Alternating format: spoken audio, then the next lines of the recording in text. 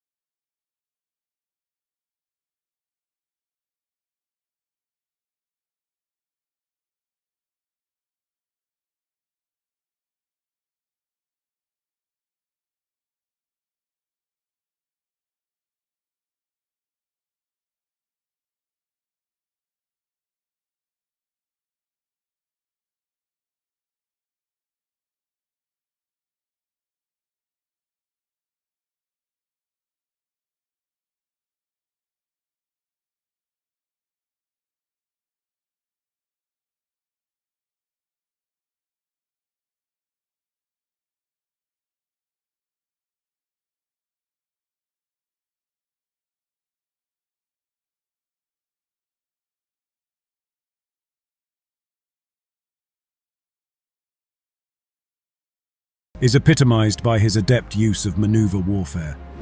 This strategic approach involves the swift and flexible movement of troops to outflank and outmaneuver the enemy, disrupting their formations and exploiting weaknesses.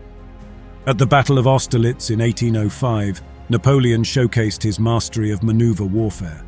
Facing the combined forces of Russia and Austria, he deliberately weakened his center, enticing the Allies to advance. Seizing the opportunity, Napoleon executed a brilliant flanking maneuver, enveloping the enemy and securing a decisive victory. Central to Napoleon's success was his emphasis on speed and surprise. Recognizing the importance of rapid deployment and unpredictability, he often caught his adversaries off guard. The Battle of Ulm in 1805 exemplifies this strategy.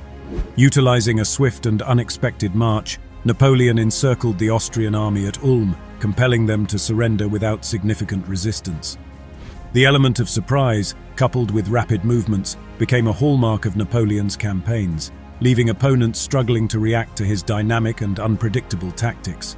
Napoleon's mastery of artillery played a crucial role in his military triumphs, demonstrating his keen understanding of combined arms tactics. At the Battle of Wagram in 1809, he orchestrated a seamless integration of infantry, cavalry, and artillery. The French artillery, under the command of Marshal Davout, delivered devastating firepower, breaking the enemy lines and creating opportunities for decisive cavalry charges. This coordination of different branches of the military underscored Napoleon's ability to leverage each arm to its fullest potential, creating a synergistic and overwhelmingly effective force. The Battle of Jena-Auerstedt in 1806 further exemplifies Napoleon's prowess in combined arms tactics. Faced with the Prussian army, he deployed a coordinated assault involving infantry, cavalry, and artillery.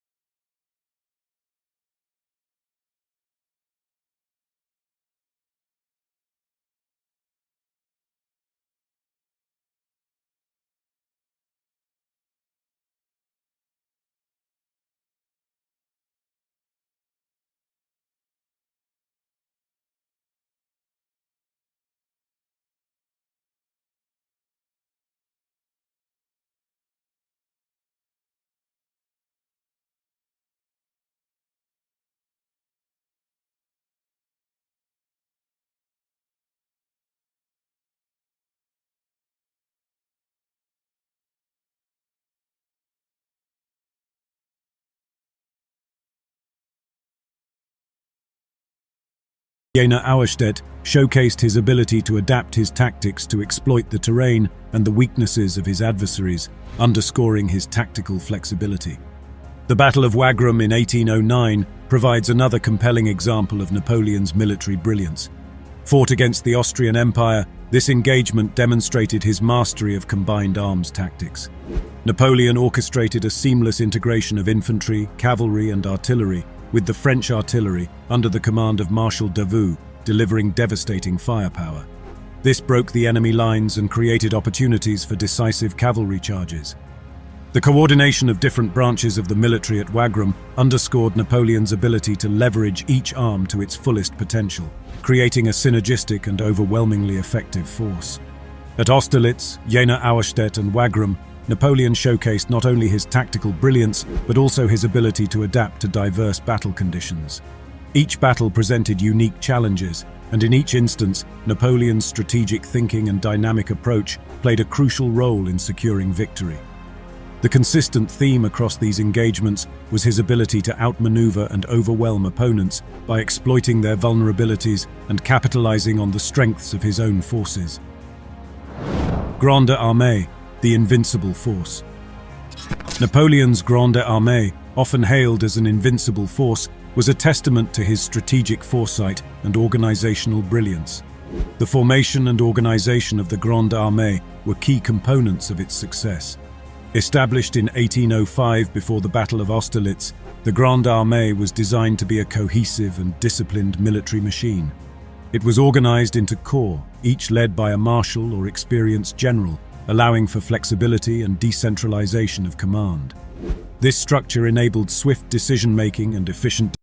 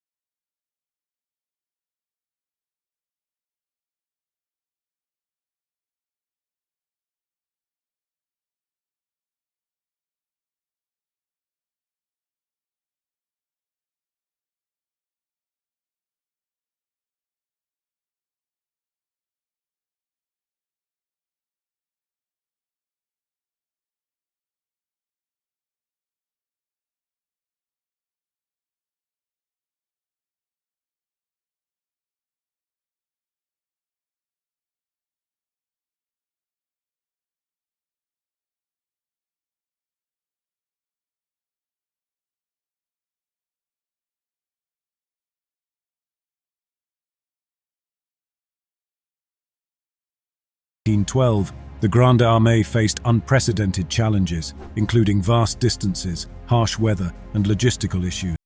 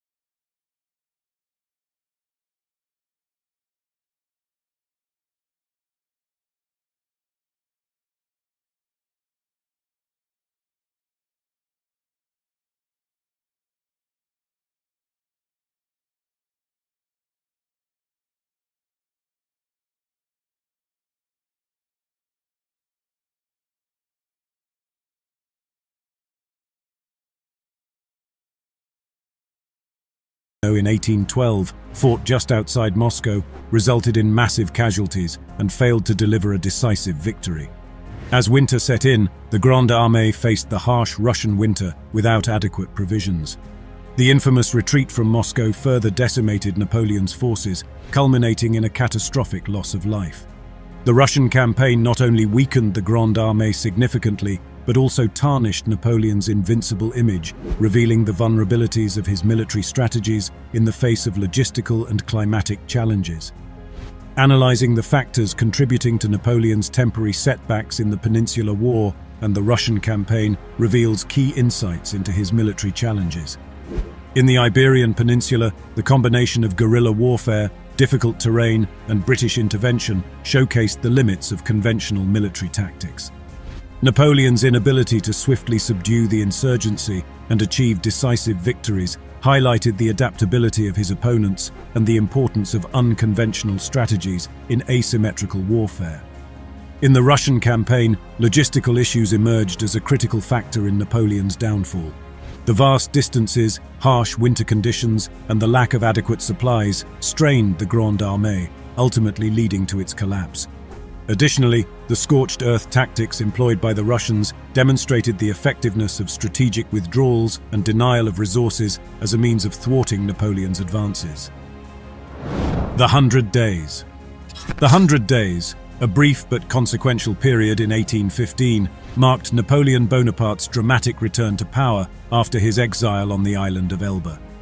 Following his defeat and abdication in 1814, Napoleon was exiled to Elba, an island in the Mediterranean. However, discontent with the post-Napoleonic Bourbon restoration in France created an opportunity for his return. In March 1815, Napoleon escaped from Elba, landed in France, and swiftly gathered support from both the military and the people. The speed and audacity of his return took Europe by surprise, setting the stage for a final chapter in the Napoleonic saga. The Waterloo campaign, a crucial episode during the 100 Days, culminated in the Battle of Waterloo on June 18, 1815. Napoleon faced the Allied forces led by the Duke of Wellington and Gebhard Leberecht von Blücher. The campaign saw a series of engagements, including the battles of Ligny and Quatre Bras, setting the stage for the decisive confrontation at Waterloo. Napoleon aimed to defeat the British and Prussian forces separately, but the complexities of the terrain and the timely coordination of the Allies thwarted his initial plans. The Battle of Waterloo, fought near the town of Waterloo in present-day Belgium, became one of history's most famous battles. The conflict unfolded in stages, with intense fighting and strategic maneuvers on both sides. Napoleon's forces initially gained ground, but the arrival of Prussian reinforcements, led by Blücher, shifted the balance. The Duke of Wellington's defensive tactics, coupled with the timely Prussian intervention, proved pivotal. The battle culminated in a decisive Allied victory, marking the end of Napoleon's military ambitions. Examining the reasons behind Napoleon's ultimate defeat at Waterloo reveals a combination of strategic miscalculations, logistical challenges, and the resilience of the Allied forces. Napoleon's decision to delay the battle until mid-afternoon on June 18th, coupled with uncertainties about the terrain and the strength of the opposing forces, showcased a departure from his typically decisive and bold approach. Additionally, communication issues between Napoleon and Marshal Ney during the battle contributed to tactical missteps that weakened the French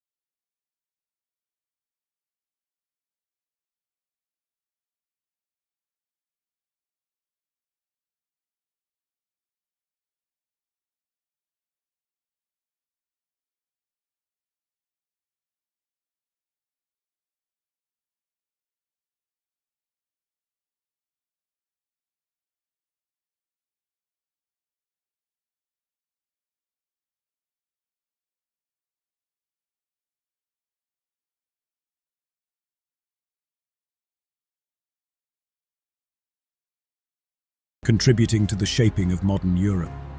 Controversies surrounding Napoleon's legacy persist, reflecting the dual nature of his impact. While some view him as a military genius and a visionary reformer, others criticize his autocratic rule, the extensive loss of life in his wars, and his disregard for democratic principles. Debates over the balance between his accomplishments and transgressions continue to fuel discussions on Napoleon's complex legacy, underscoring the nuanced and multifaceted nature of his historical imprint.